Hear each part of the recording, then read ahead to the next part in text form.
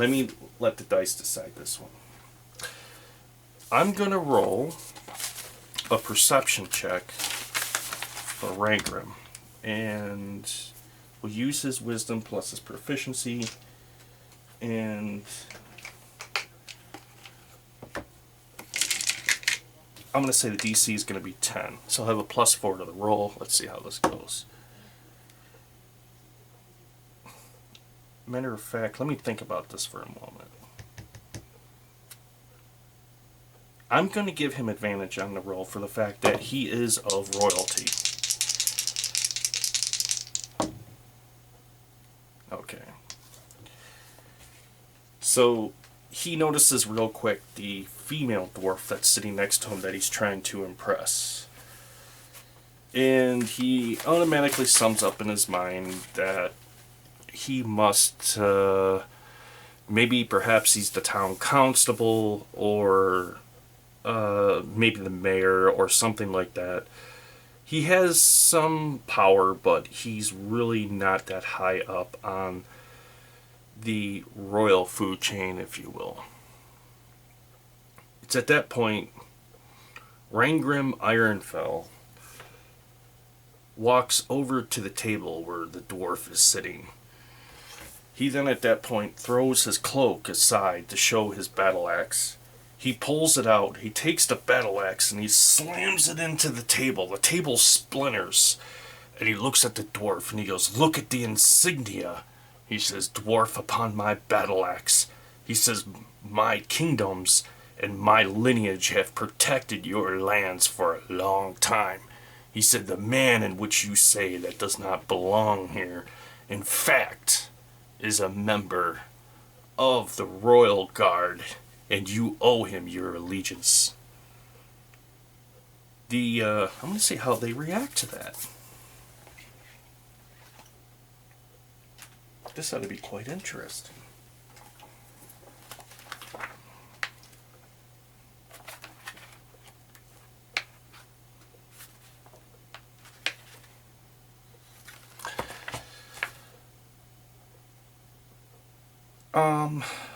I'm going to consider him, I'm not going to say he's an unfriendly NPC, I'm just going to say he's an NPC stranger. That's what I'm going to, and I'm going to roll 2d6 on this chart and see how he...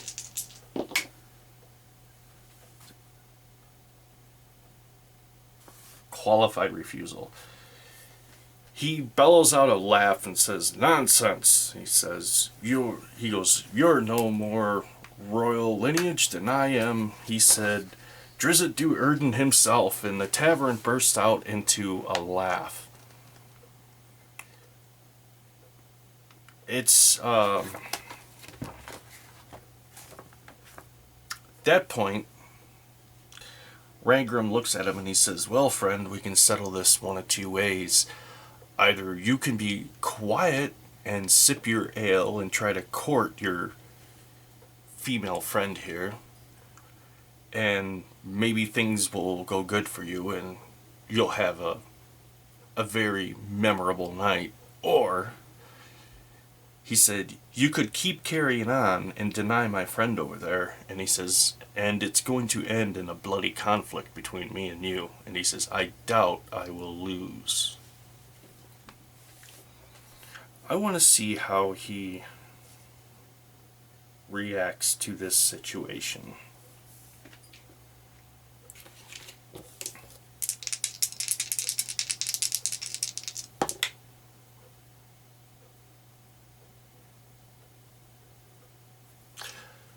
The dwarf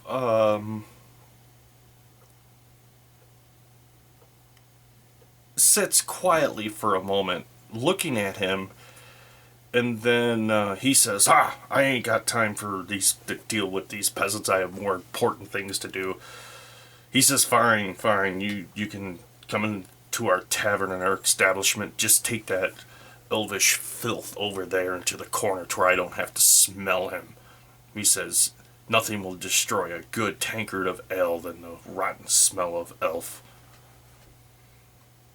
It's, that point,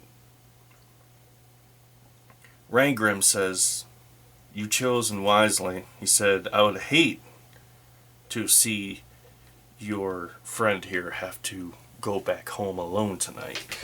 He then at that point rips the axe blade from the table and goes to sheath it. I'm going to see if anybody else in the tavern recognizes the crest on the battle axe. So I'm going to go to the table here. I'm going to roll a 20-sider and see what we get. 15. Yes, somebody does.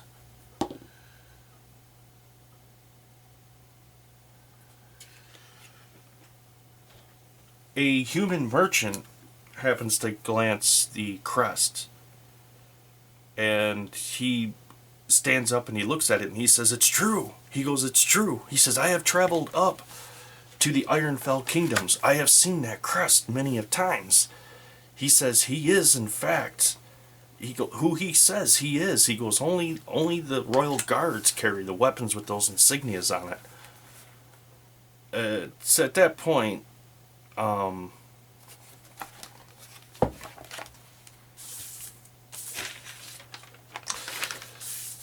Carnu cracks a smile and he pulls the scimitar from his sheath and around in the air and holds it up so everybody else can see the insignia that's been embossed into the blade as it shines. People gasp for a moment in disbelief as to what they're saying. And it's at that point the tavern keep comes over and he's like, friends, let's not disturb a good evening here." He says, "Please have a seat, have some ale, maybe some good conversation, a good meal." He says, "I wish I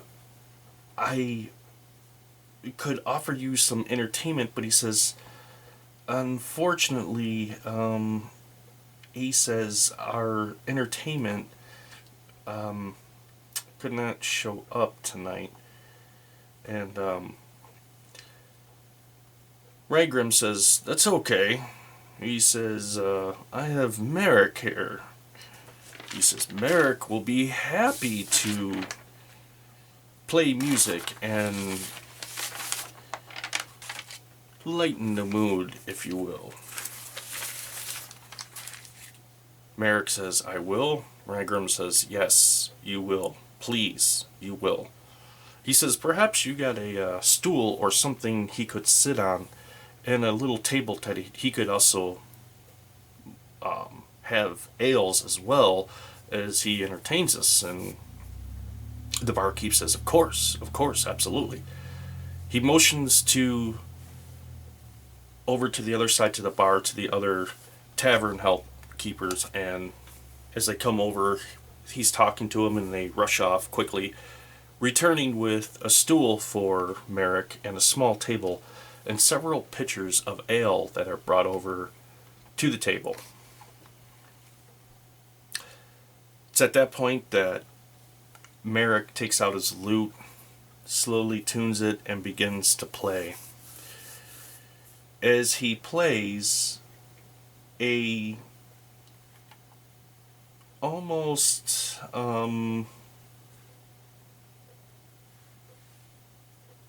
bizarre thing begins to happen.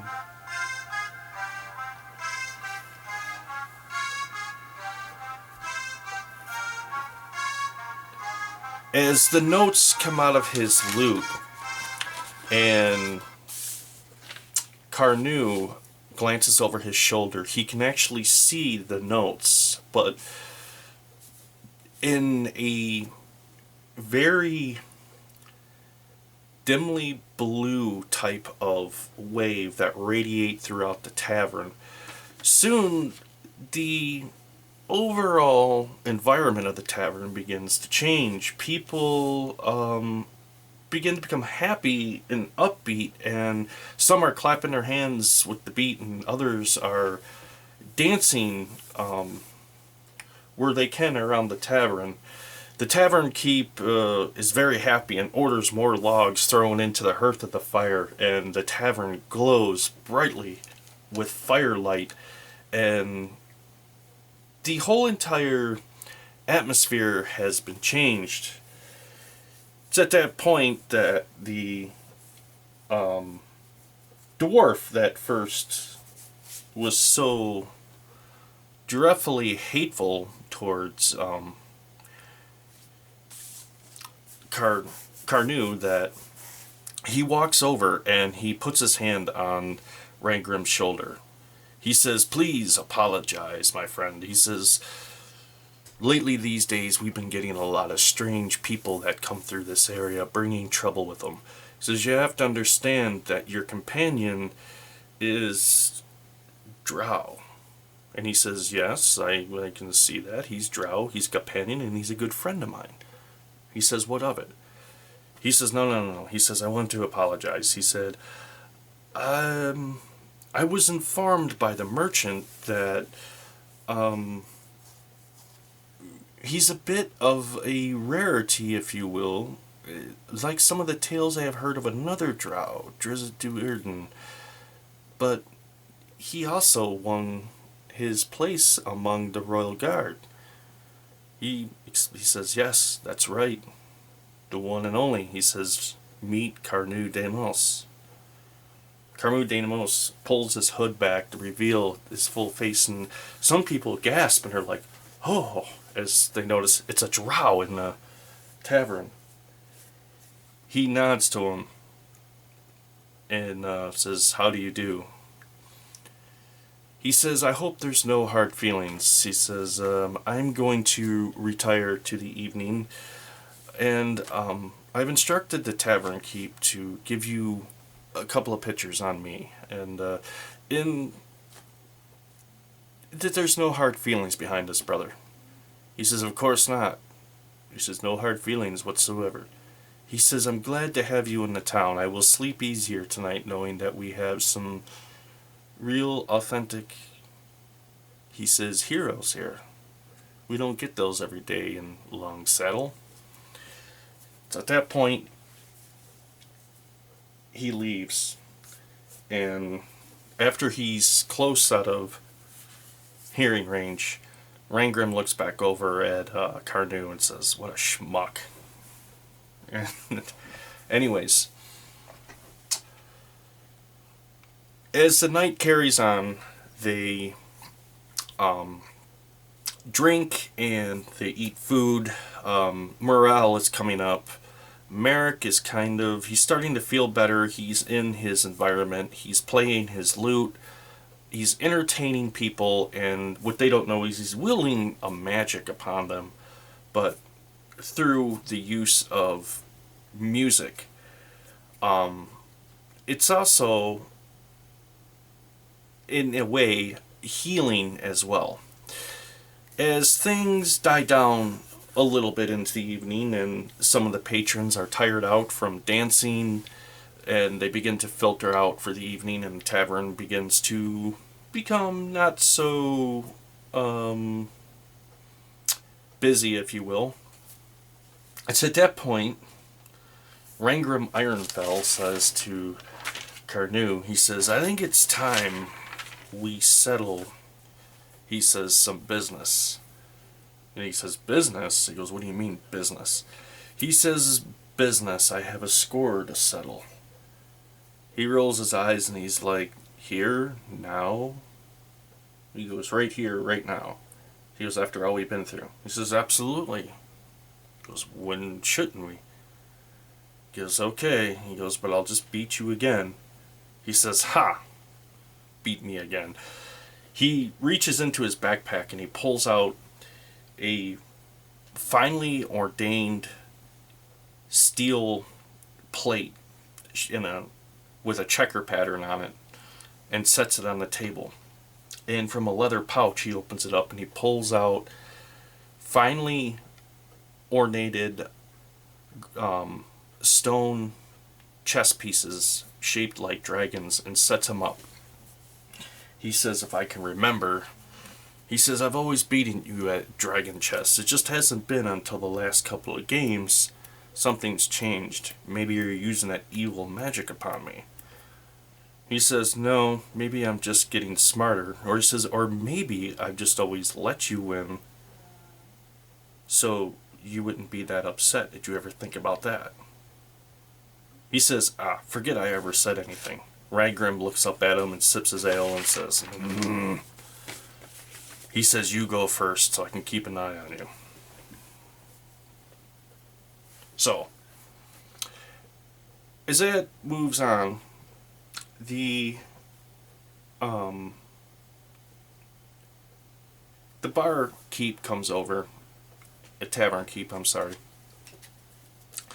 and refills their pitchers of ale. And he says, how long would you guys plan on staying here in Longsaddle? And Ragrim says, looking up out of the corner of his eye, trying to keep one eye focused on the chessboard and not trying to let his attention be too divided. Carnu looks at him and kind of chuckles, seeing what he's doing, and can tell he's really straining himself to try to do these two things at once. And he says, well, we didn't have plans to stay all that long. We were passing through on our down the tradeway to somewhere else. He says, why may I ask that you inquire? He says, that's what I was afraid of. He says, everybody always passes through and they're always busy and never had time for anything else. He said, we have a rat problem here. We have rats coming up from the cellar. If somebody could take care of those for us, I would gladly pay. I would give you meal and I would give you your room and boarding for free tonight if you could just take care of it. And whatever you find down there, you can keep. That it doesn't matter to me, just as long as we can get rid of this rat problem. Ragrim looks over at Carnu and says, we'll think about it. Let us discuss amongst ourselves what we can do for you. We will we'll send somebody over briefly, and either myself or Ragrim, and we'll let you know of our decision. He said, but it's been a long journey today, and we much need of food, ale, and rest at this point. And the tavern keep says, of course, absolutely. He says, I don't speak of right now. He says, I'll be waiting over at the bar for your decision. So,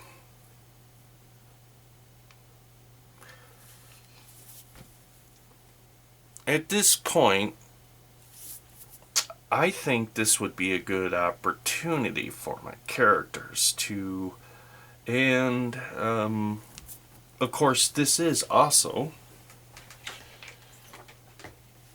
an offshoot out of here, one of the ideas it gave that I'm using, and with the rats.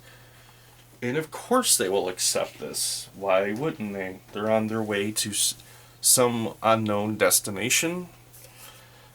Here they have food, ale, a roof over their head, a warm fire in a hearth, and a warm bed to sleep in. And do not have to worry about being attacked by a roaming group of goblins at night while they sleep. So this is kind of a win-win situation for them.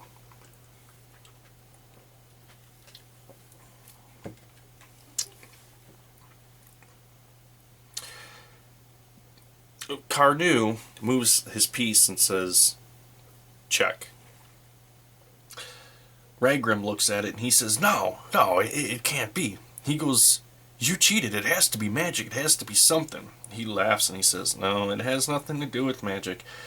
He says, it just has to do with, he goes, well, I'd rather not say. Ragrim looks up over him and he goes, "This isn't over." He goes, "We'll settle this next time." He says, "Of course." But he says, "But right now," he goes, "I gotta go over and talk to the Tavern keep." He looks like his head's ready to pop off his shoulders in anticipation and get another pitcher of ale for us before we call it a night. Carnu stands up and grabs the empty pitcher and walks over to the bar. Some of the patrons that are there, as they look at him, they're like, "Oh!" They're kind of frightened, and they scurry out of his way quickly, like they can't believe that they're seeing a drow walk through the tavern, and he's not trying to murder them. He walks over up to the bar and he sets the pitcher down. And he says, we talked about it, and we have decided that we will look into this rat problem for you. We'll be more than happy to. But while we do, we're going to need room and boarding, of course." And the tavern keep says, "Of course, absolutely."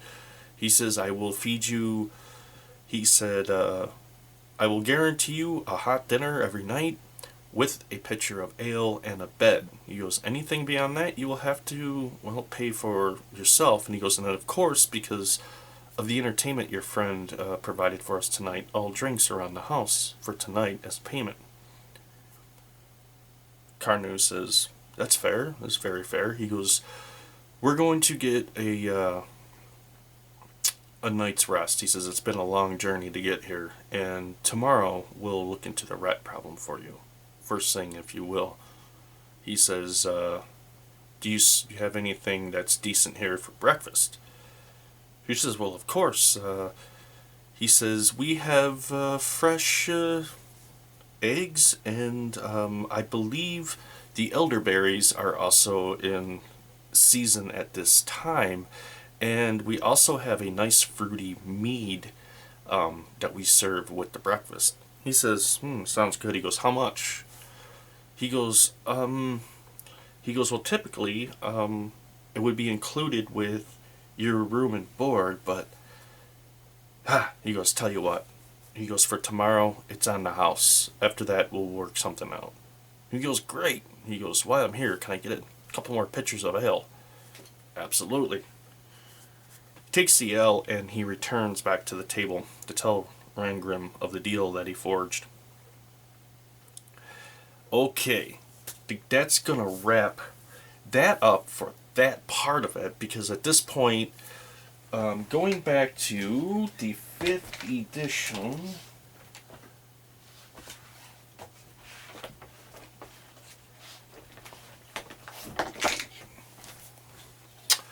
Player's Handbook. Now in here,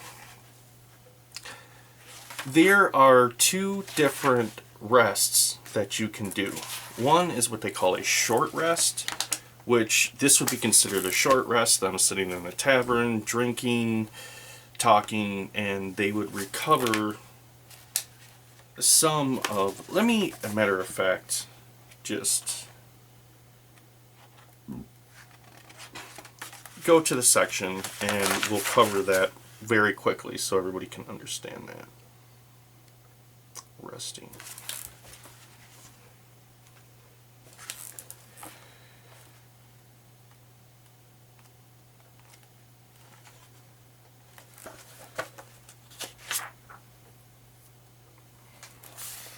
Okay, a short rest is a period of downtime at least 1 hour long during which a character does nothing more than strenuous than eating, drinking, reading, or tending to wounds. A character can spend 1 or more hit die at the end of a short rest, up to the character's maximum number of hit dice, which is equal to the character's level for each hit die spent in this way. The player rolls the die and adds the character's constitution modifier to it. The character regains hit points equal to the total minimum of 0. The player can decide to spend an additional hit die after each roll. A character regains some spent hit dice upon finishing a long rest, as explained below. So, to explain that to you before moving forward, as of right now, because he still has wounds, he can spend 1 hit die, because he's level 1, he only has 1, and roll that, adding his Constitution modifier to regain lost hit points.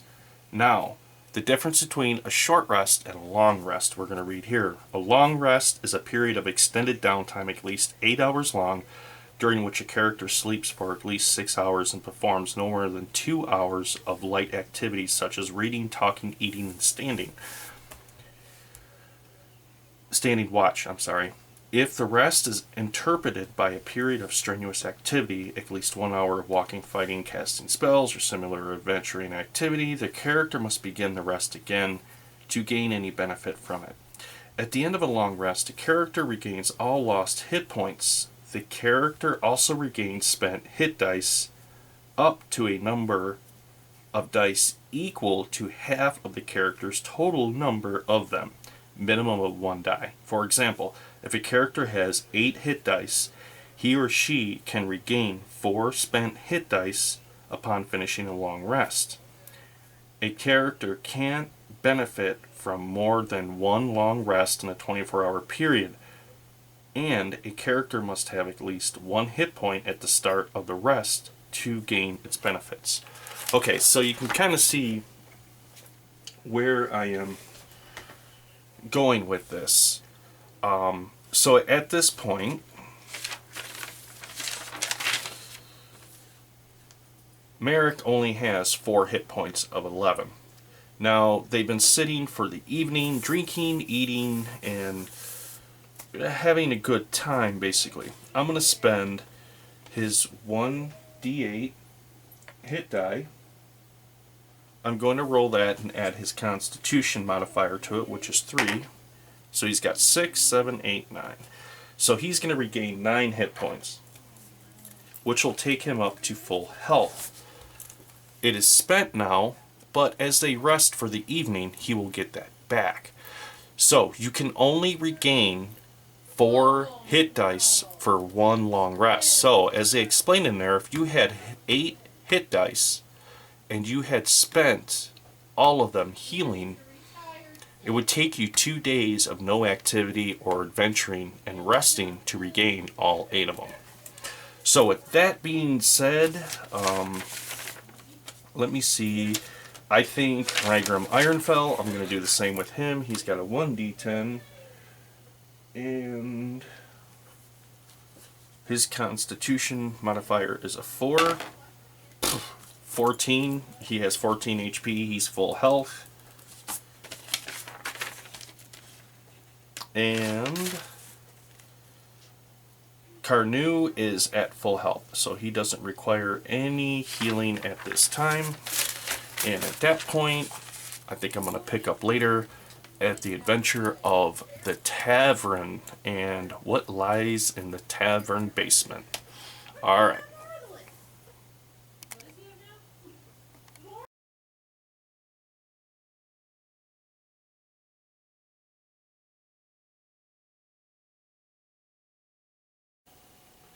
Alright, hey there. So, we're back. This is my 3rd session, and got my coffee here.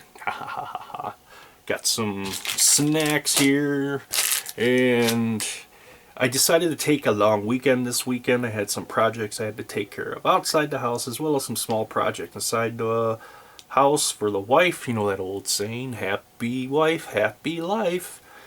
And some doctor's appointments, other things which is irrelevant to this gaming session, but here it is, Monday evening. My weekend's winding down, and I decided I wanted to play some more of Temple of Elemental Evil. So,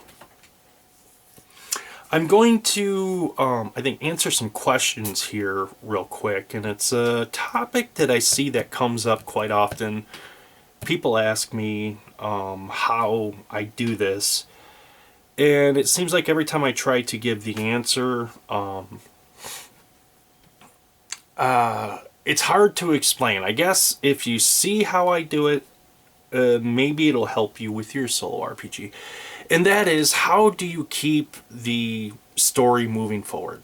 Okay, so the one thing that I've always said, and I'm going to, just keep hammering at this until I don't have to say it any longer. And that is, you have to have an antagonist in your storyline. So any RPG game, whether it's solo, you're playing in a large group, whatever, it's a storytelling system. And I know if you're watching my channel, you're an intelligent person and you already understand that. But the one thing about the story element is you have to have an antagonist. You can have an antagonist and a protagonist, but you're going to want to have an antagonist. Something that's the light at the end of the tunnel that you are working towards, whether it's a person, it's a place, it's a thing, it's an idea, whatever you decided to come up with to make the antagonist is what you are working towards. Now, given the fact that I am playing Temple of Elemental Evil or Prince of Apocalypse, however you want to look at that, I'm going to call it the Temple of Elemental Evil because in fact that's what it is. Wizards of the Coast calls it Prince of Apocalypse, blah blah blah, you know, potato, potato, tomato, tomato, whatever, aluminum, aluminium, it's all the same. So, given the fact that I am playing in this campaign setting in Faerun, one thing that I have to keep in mind, the main antagonist is the cults that are operating in the old temple itself. And they have permeated every part of Faerun. Not going to say every part of Faerun, but for the setting of the game, they have at that point infiltrated. Some of them are major NPCs. Others could be predominant people. Normally people that they would not suspect, but in fact they are cult members or working for the cult to help spread the cult's evil influence across the land. Now, where this gets interesting in answering the question, how do I move that story forward? How do I do that? Well, if we recall, in the end of my second gaming session, was my second one? Yeah, the second one, because it'd be my third. In the end of my second one, which was the Tavern Keep had made a deal with Rangrim, Carnu, and Merrick for the fact that if they got their room and board taken care of, they would look into this little problem he had. The problem was he had rats coming up from the basement into the tavern, and he wanted that looked at. Now, when I drew the card for the NPC, the thing I didn't say at the time because he was a Tavern Keep, and the thing that I like about using these cards right here, why I said it's really cool, they're random, I can just pick them. Not only is, you know, all the stats fleshed out, I don't have to worry about that. That work is done. I can just concentrate on the game and not that. That's just laziness and convenience. The thing I like the most is the fact that when I draw the card, I don't know what character class or what I'm going to get. And that's going to add some interesting, how do I put this, twists into my game and the story flow, I guess I'll call it, plot, whatever you want to call it. And that is the fact that this NPC is an acolyte. Now, this is going to raise a couple of questions before I start this gaming session. One of two outcomes here. One, he is in fact working with one of the cults and is a cultist himself, and my characters could potentially be walking into a trap. Or two, he is legitimately just an acolyte, and he may be using the tavern as a front, or there may be some other reason that brings him to the tavern. Could be family or something like that, and maybe only a handful of people inside of this town know his background and really what he is. So, moving the story forward, let's answer this question. I'm going to go to the Oracle, and I'm going to see what the Oracle has to say. So, of course, my first question is going to be, is this guy a cultist? I don't know. It's unknown. So I'm going to go here. I'm going to roll my 20-sider. I have an 11. Yes, but. So over here is a sub-column for the butts. Let's see. Butts. Let's see what that is. A number 4. A fact the hero thinks they know is actually wrong. Yeah, this just reinforces the whole entire trap thing. And so how I'm going to perceive this and how my story is going to move forward from here. So the fact that the acolyte is working with the cultist, and they are at that point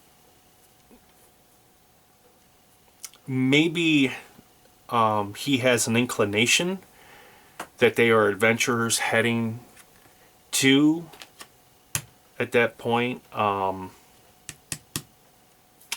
gotta look up that town name again. Red Larch. Just remembered it. Red Larch. That they're heading to Red Larch, or for whatever reason, he's working disguised as the tavern keep, but he's truly a cultist. Now,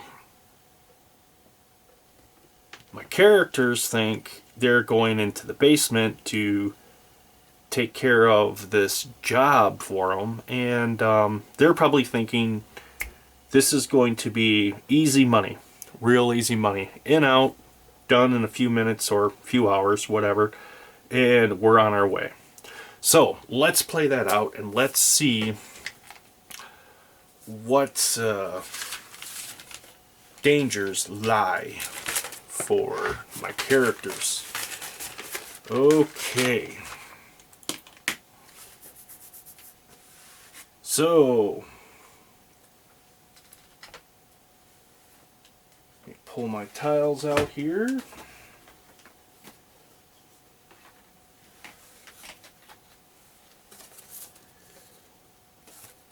Ah, there.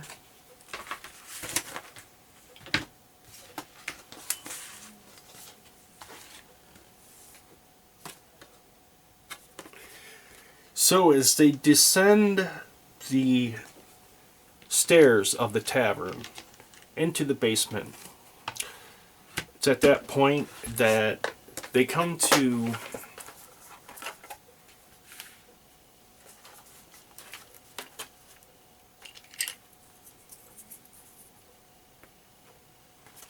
a door, and the one thing that I'm unsure of is if the door is locked, unlocked, stuck, all those normal questions that we'd normally be looking for answers for. And I think with that, I'm going to use how do I want to do this?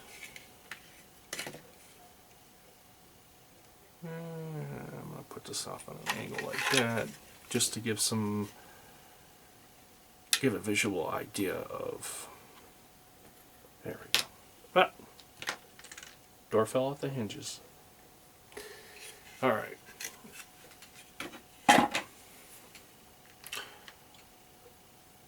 So as they make it to the bottom of the staircase, I'm going to send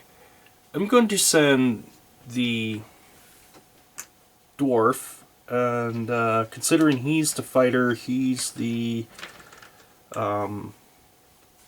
protector, if you will, or the tank, how I like to explain them. And what the heck? Oh man, I wish I was better prepared. So somehow my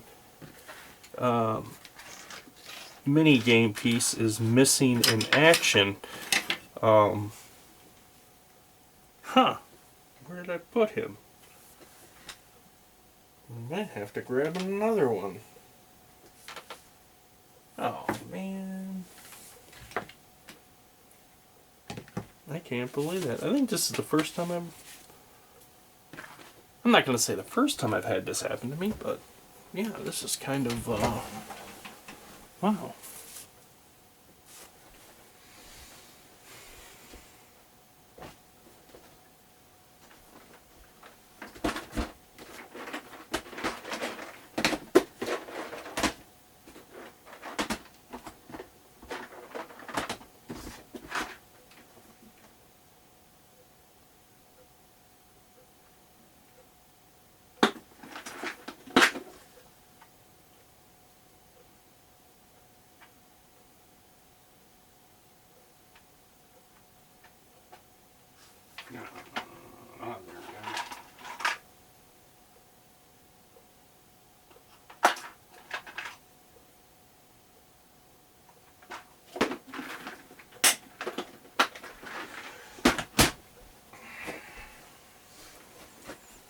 Okay, here we are.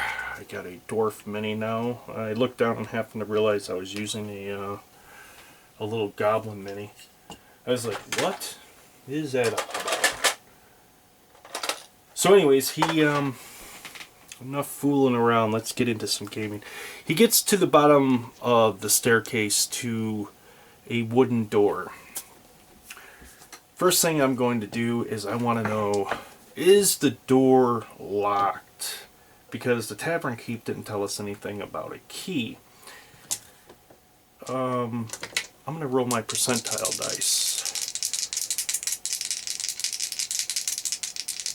So, how I'd like to use my percentile dice is I'm going to roll and see where I'm at. 53%. So there's a low probability that the door is locked.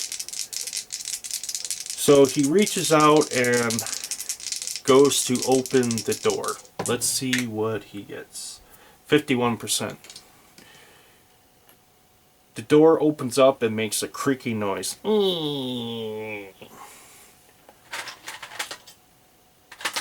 So at that point, kind of realizes it's a little dark in here, and maybe a light source would be good to see where they're going. As he goes to reach for his torch, it's at that point Merrick says, "Here, let me help you with that. I think I got something that might work a little bit better." He's going to cast light upon his battle axe, and an object shines like a torch in a 20-foot radius, and it lasts for 1 hour. So it's at that point Ragrim, his eyes squint to get readjusted to the bright, brilliant light that's at that point illuminating off of his axe. He enters into the basement of the tavern here. So 20 feet radius. So we got 5, 10, 15, 20. So this whole area right here will be lit. First thing he can see that comes into his sight, we'll say, because his eyes are getting adjusted. He's got this bright axe. He's looking as he sees. He can make the outline of what looks like a storage box in front of him. And he's looking around and he's surveying. I'm going to do a perception roll. I'm going to see if he hears or sees anything. And of course, perception roll, I'm going to use I'm going to roll against my wisdom.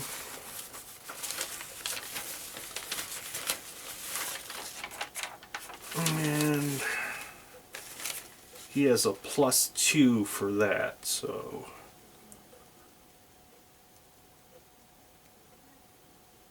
I'm going to say the DC for this is just standard 10, nothing really outrageous. He rolls a 9 plus 2, 10, 11. So as he's looking around, he catches a glimpse of little critters running, scurrying back into the shadows, and he's like, "Ah, got him, follow me." And at that point, he makes his way around here. They follow his lead as he gets to this area of the room. Two other things are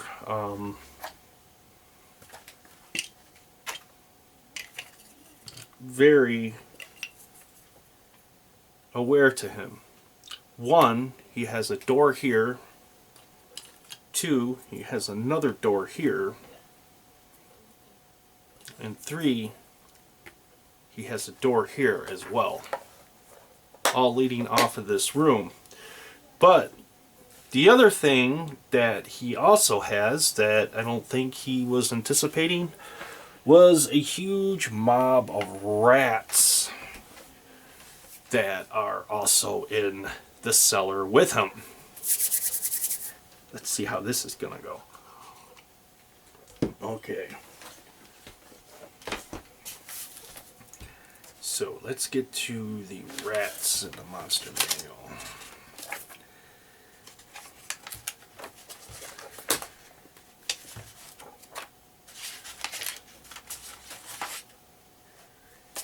Swarm of rats. So let's see what we're up against here. Swarm of rats. They got an AC of 10.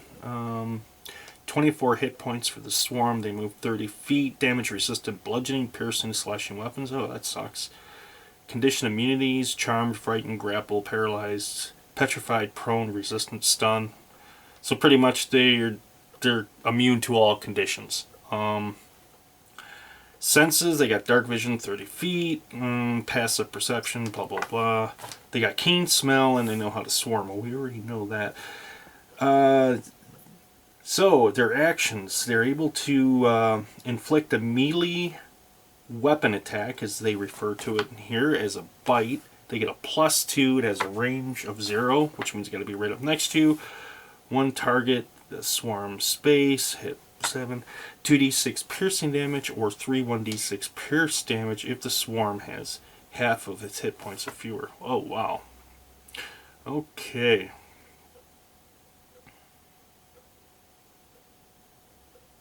That's horrible.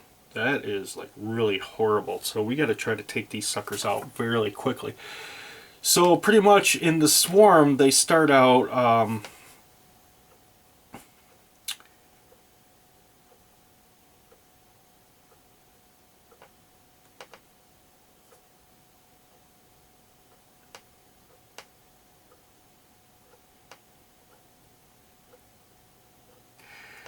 so if I reading this, their actions when they start out here, when they're full hit points, they do 2d6 damage, and when they get to half hit points, which would be 12, they do 1d6 damage until they're defeated. Wow.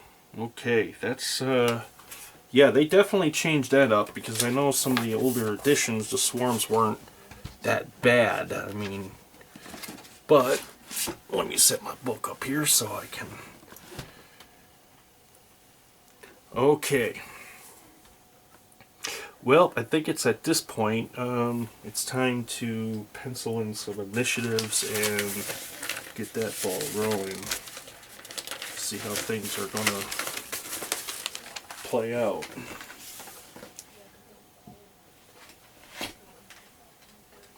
I am very sorry. Like I said, it's been a busy day, and I was kind of a little unprepared for this, but I think things are going to be all right now. Everything's coming together, and everything's starting to move. So let's get these initiatives out of the way and go from there. Okay, so rolling my 20-sider. I'll do Rangrim first. Ooh, wow, he's got a 19 and he's got a 3 dex. Ooh, 22, that's going to be awesome. He is quite nimble today. Oh, I guess I forgot to mention at the beginning of the game session before we get into this. So they've had a long rest. At that fact, they recovered all their hit die and all their hit points are full at this point. Just wanted to bring that up. Forgot to say that in the beginning. So I'm going to now move on to Carnu Damus. 12. His initiative is a 4. 16. Not bad, not bad. That's nothing to sneeze at right there. Let's move on to Merrick. Oh, another 12.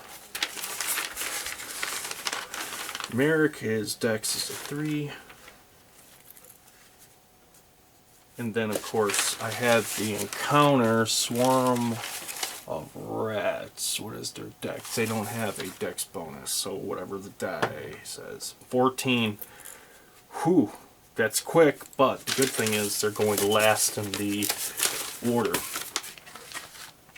Okay, so the first one up is going to be Rangrim, and let me kind of think of what I'm going to want to do here as far as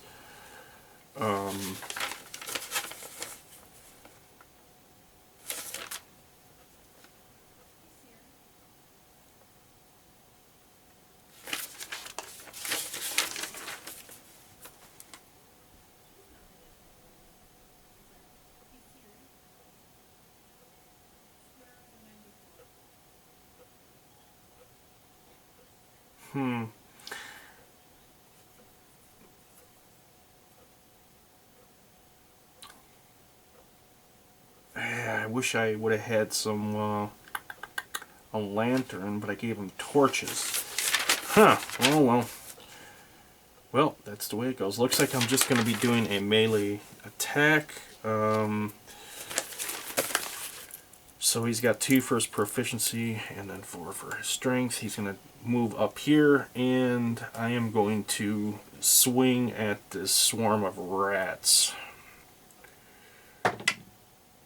Not bad. It rolled a natural 13 on the 20-sided plus 6. So, what is their AC? Their AC is a 10. I don't even have to add my bonuses in. I do my damage. I'm going to do, with his axe that is just glowing brightly, lighting up a 20-foot radius, he's going to do 1d12 plus 4 damage to these rats. Not bad, not bad. 8 points of damage. It's nothing to scoff at. And their hit points...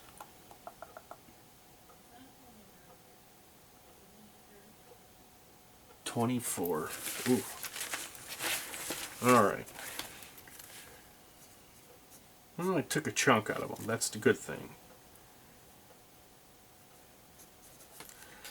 Okay. So that was Rangrim's turn. And set him aside. The next one up in the batting order is going to be Carnu. What can I do with Carnu?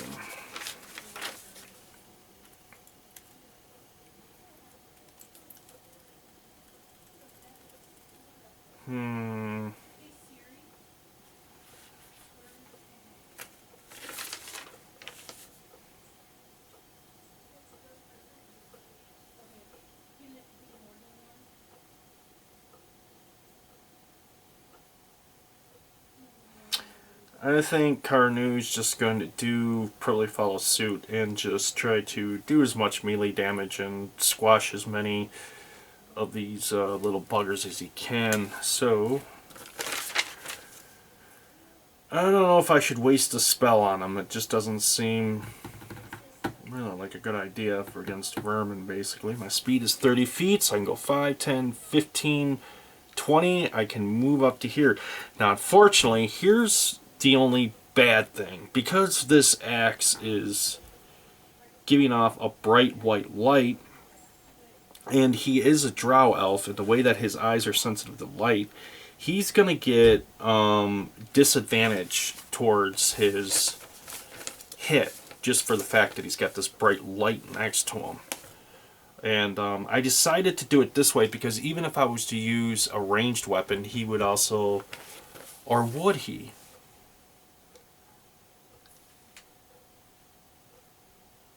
No, I think I'm going to move him back to here.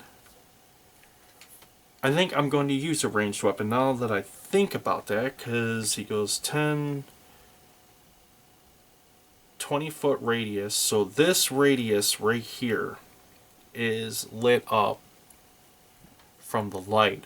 Out here is in the darkness and in the shadows. So I'm going to move him 5, 10. I can see at that point the rats, but I can also use a ranged weapon and I won't lose, I won't have to take any penalties for it as well. So I'm going to use my short bow, 1d6 points damage, you know, that's like whatever. You can take what you get.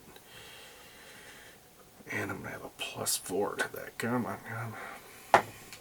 Oh, rolled a 19. That's a hit. Don't even have to add my bonus. I'm just going to do my damage at this point. 2 points. I'll take it. It's not great. It's, but hey, it is what it is. He's able to skewer a couple of rats. And...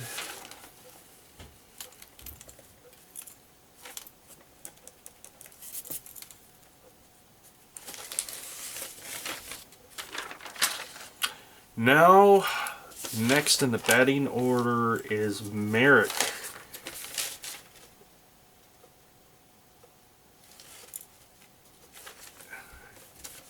He's already cast his cantrip on that.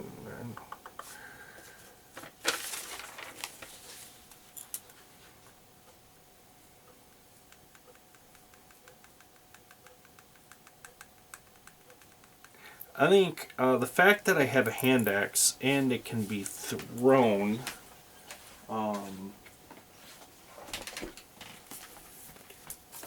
kind of like that idea of him throwing the hand axe at the rats.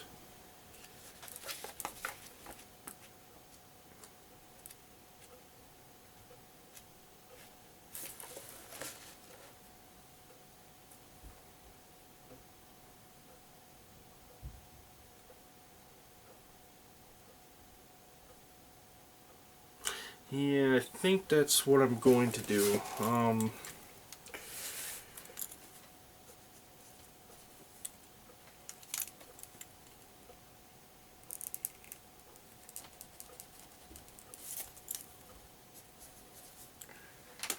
think I'm going to throw the hand axe at him.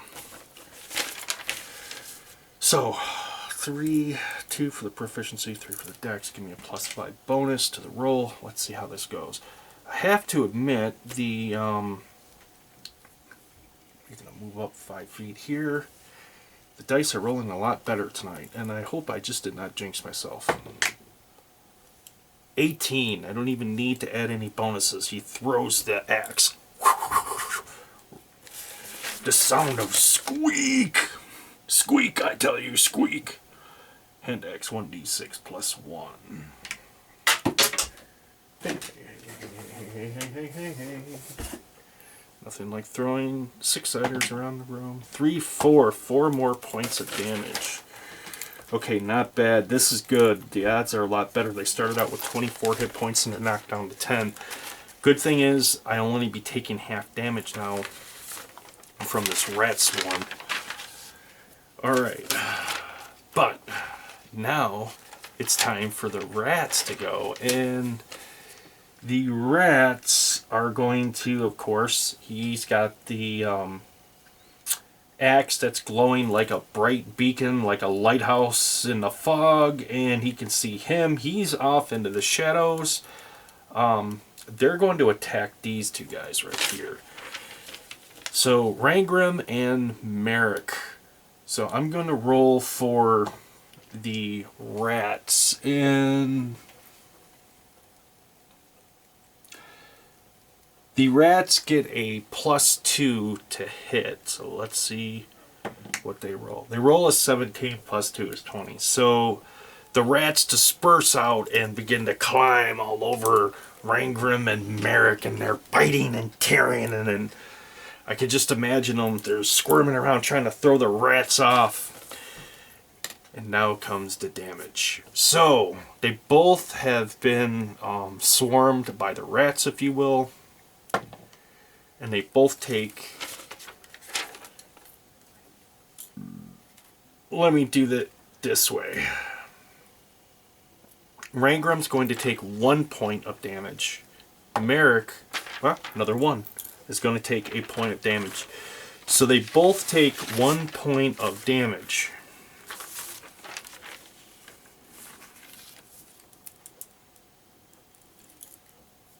So Rangram's at 13. Merrick drops down to 10. Okay.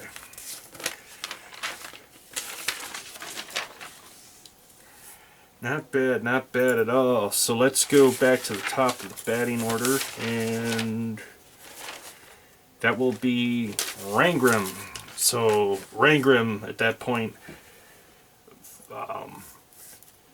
throwing the rats off of him, winds his axe back up and screams as he brings it down to begin to crush more of the little vermin on the basement floor of this tavern. Let's see how he does. So let's roll, and let's add his bonuses into that. 2 proficiency and 4 for the strength. Oh, wow. So he rolled a 4, so 4 for the strength is going to bring me 8, and the proficiency of the 2 is going to bring me right on the money of AC 10. Wow. So, yeah. It's a 1d12, so 3, so he does 7 more points of damage to the rats. Just going to bring him down to 3. Alright.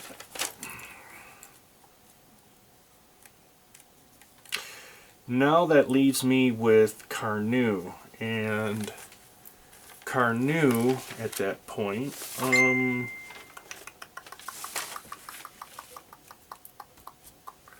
I think I'm just going to use the bow. I got a good thing going. I'm just going to hang out in the shadows, and I'm going to at that point see if I can lob another arrow and finish these last of these vermin off. So +6 to his roll. Oh, sweet, 11. Don't have to worry about the bonuses. The 1d6. 2 points. Every little bit helps, right?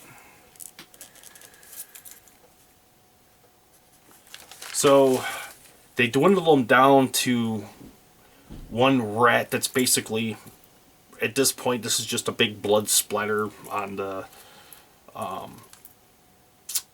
tavern basement floor, and 1 rat that's squeak, squeak, squeak, squeak, squeak, running around, and it's going to be Merrick's turn. Let's see what Merrick does and how he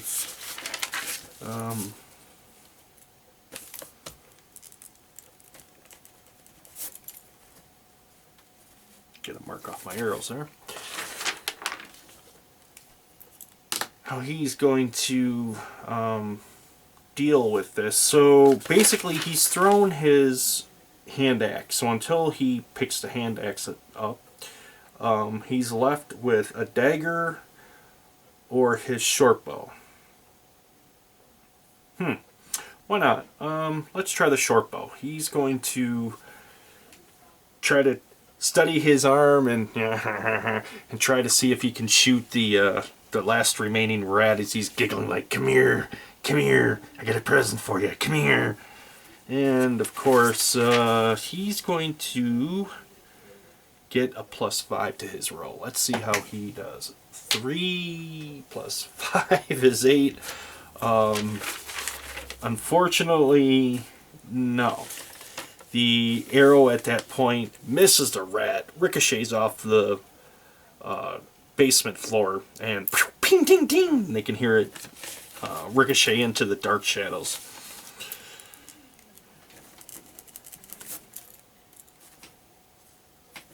Now it's the rat's turn. There's a single rat. I say a single rat because there's only 1 hit point left. So there's only so much it can do, but it can still do 1d6 damage. I cannot forget that. So I'm going to roll for that single rat. And let's see what the rat does. And he gets a +2. A 15. Yowzer.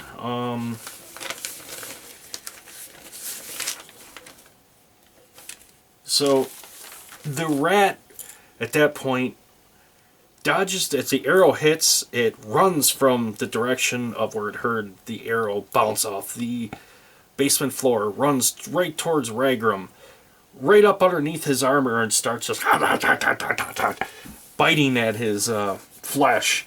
Ragram is just at that point flailing around and screaming, "Get it! Get it! Get it!"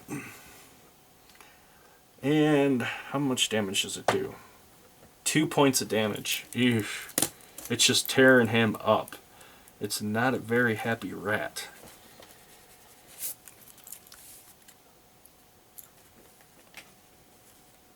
Alright. So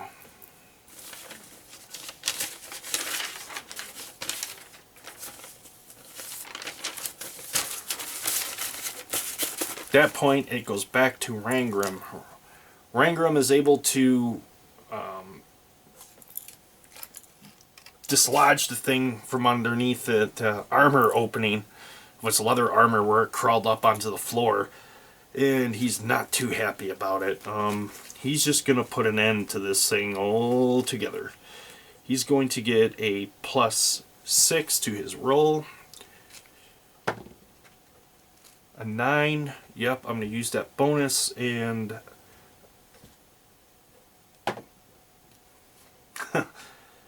yeah, at this point he just pretty much takes the blade and just cuts the thing in half. Okay, the rats have been dealt with. It's at that point, I think this would be a good idea to search the area and see if there's anything worth of value in here, because the tavern keep did say whatever you find there is yours. You can keep it.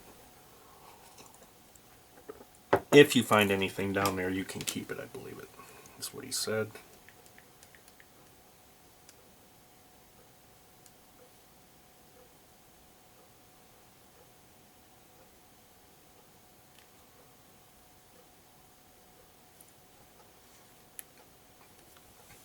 Okay, so let's go to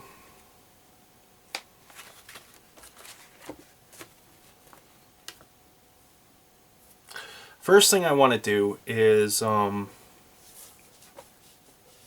going to set a I'm going to roll my percentage die. I love using percentage die for this. So the higher the number, the higher the probability, the lower the lower. Just simple. And is there anything worth of value in here? Treasure or anything like that?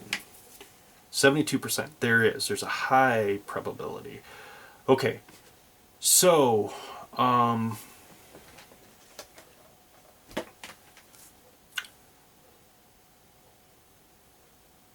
just going to make this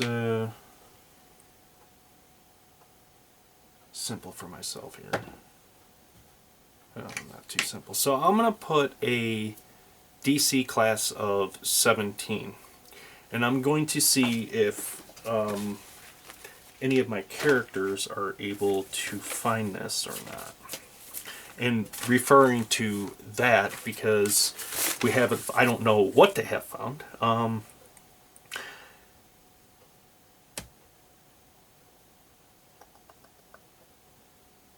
I'm going to go with a wisdom roll with Rangram. I'm going to add his bonus +2, and I'm going to give him, I'm going to let him use his proficiency bonus for the fact that he's underground, he's a dwarf, and he's able to pick up on things that maybe they wouldn't be privy to. They wouldn't have knowledge to. So let's see how that plays out. There's a DC of 17 on this.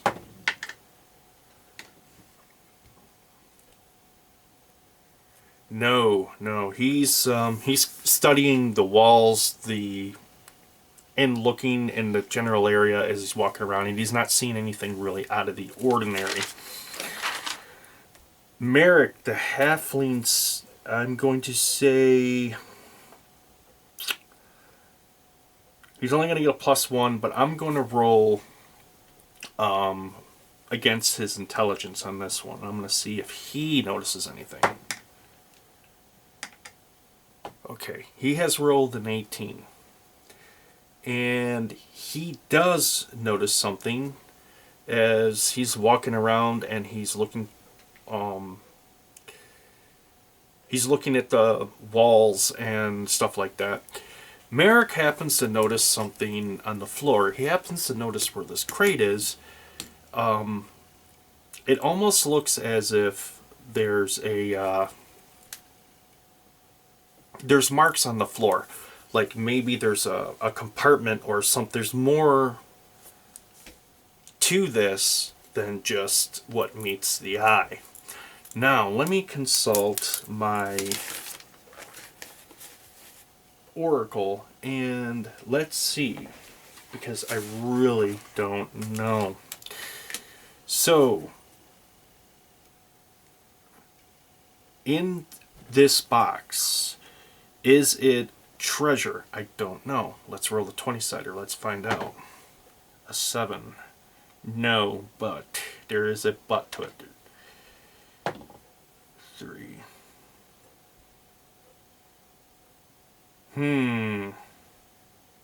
Okay. This is what I love about solo RPG. Yeah, this is going to get good. So,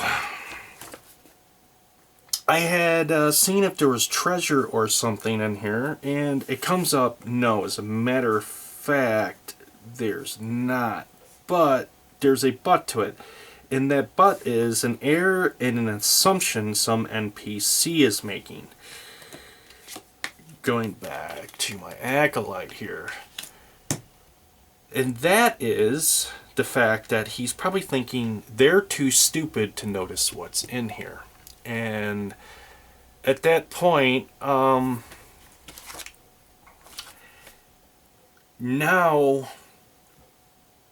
wow, this is so cool because this is totally not the way that I thought this was going to go. And I am just pumped. I am really, really pumped.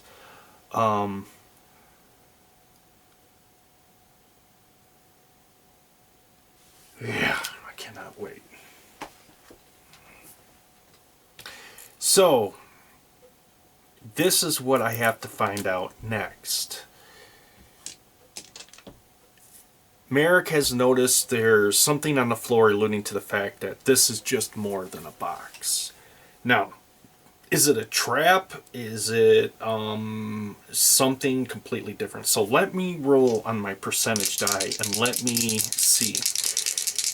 Is there the probability of it being a trap? 96%. It is. There's something... in fact, there is a trap. Now, he is a bard. He is by no means a rogue or a thief, which means...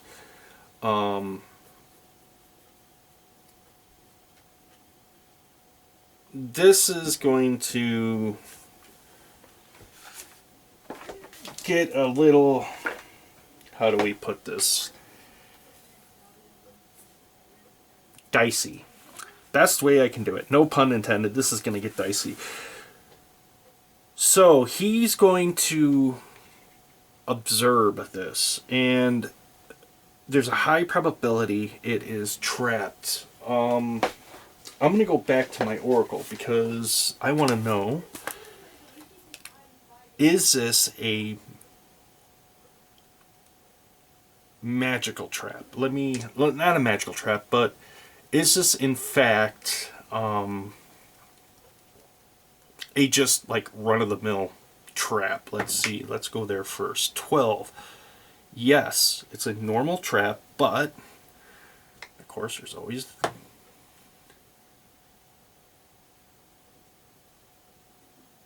Ah, yes, and adjust to the physical environment. Okay. Alright. How very interesting. So,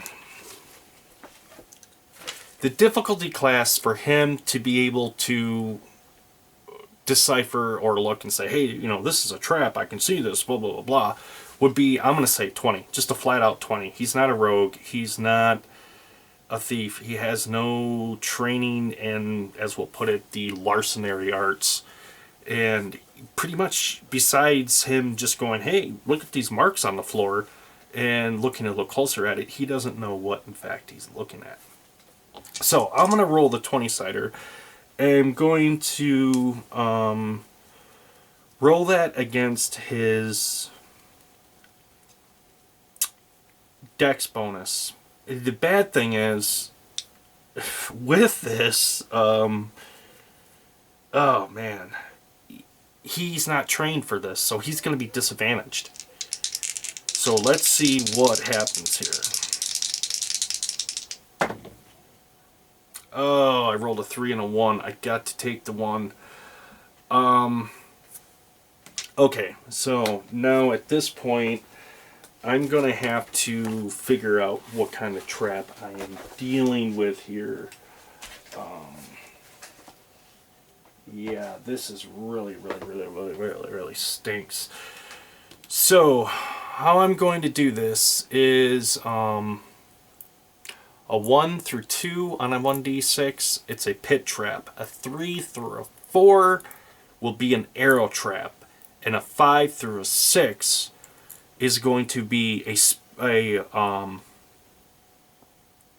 spear trap that will shoot up out of the floor, basically.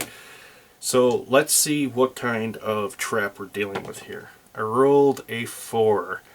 It's an arrow trap, which is going to stink. And at that point, as he's looking down and he's like checking this out and he's looking at the scrape marks and everything, he hears a click type of noise like that. Before he can react at that point, this sucks. The trap went off, but he's going to take some damage from an arrow. 2 points. It's not too bad.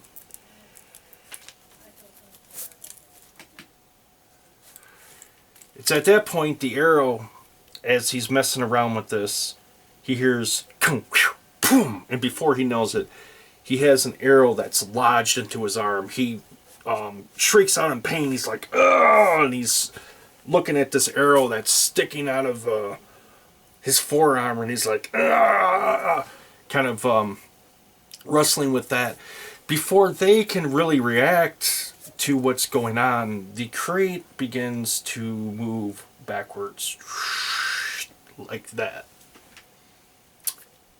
And what is in the crate? There was a trap. So says it has changed the environment. How I'm going to interpret that is they have found a secret staircase that goes to some lower levels from here. That's going to be very interesting. Yeah. Wow. Okay. So, I'm going to have to put a little thought and contemplation into this moving forward. There is, in fact, a hidden staircase that's underneath here. Never mind these 3 doors, which could lead to different areas as well. So this is turning out to be quite a quagmire of questions. And here's the thing, as I said going into this,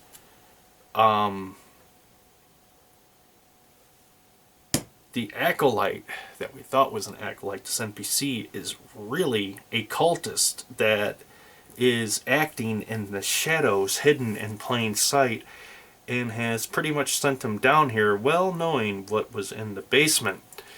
Alright, so I'm going to leave that right there for right now. I'm going to take a break, and I gotta think about this for a little bit and how I'm going to want to